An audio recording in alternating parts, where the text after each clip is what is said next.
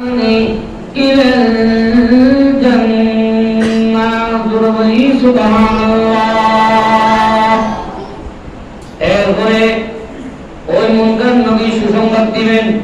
সুসংবাদ দেওয়ার পর তাদেরকে ওই মৃত্যু ব্যক্তিকে মুনকার নবী জান্নাতে সুসংবাদ দিবেন এবং বলবেন কামা তুজাফুল উরুসু ইলা বাইতি যাওজিহা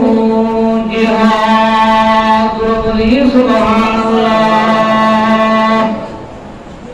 মুনকার নবীর সওয়াল যখন করবে, আপনি যখন উত্তর দিতে পারবেন, তখন মুনকার নবী বলবে আমরা আগে থেকে জানতাম তুমি আমাদের প্রশ্নের উত্তর দিতে পারবে। সুবহানাল্লাহ। তখন তাকে বলা হবে নাম কামামিল উরুস, তুমি নবদুলহার মতো ঘুমিয়ে পড়ো। সুবহানাল্লাহ। তখন ওই ব্যক্তি বলবে আমি তো এখানে ভালো আছি, আমার পরিবারকে একটু দেখে বলে আসি, আমাকে একটু সুযোগ দাও। সুবহানাল্লাহ। যারা নেককার দ্বারা, তখন মুনকার নবী বলবে এখান থেকে আর যাওয়া শুধু নাই।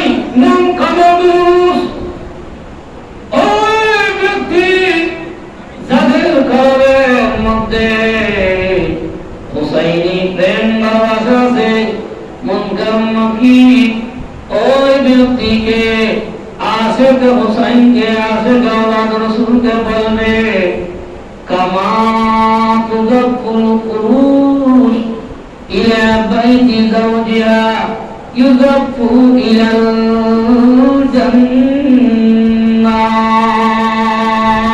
নবদুলহার মতো তুমি এই কবরের মধ্যে সেই কবরকে জান্নাতের টুকরো বানাইয়া দিবে এবং বলা হবে যে নবদুলহার মতো তুমি যেভাবে তোমার ঘরের মধ্যে আরাম করেছিলা, ওই নবদুলহার মতো তুমি ঘুমিয়ে পড়ো।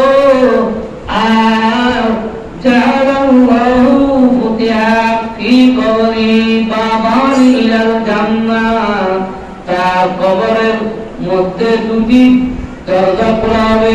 ফুতিহা লাহু ফি কবরি বাবানে, তার কবরের মধ্যে দুটি দরজা খুলে দেওয়া হবে।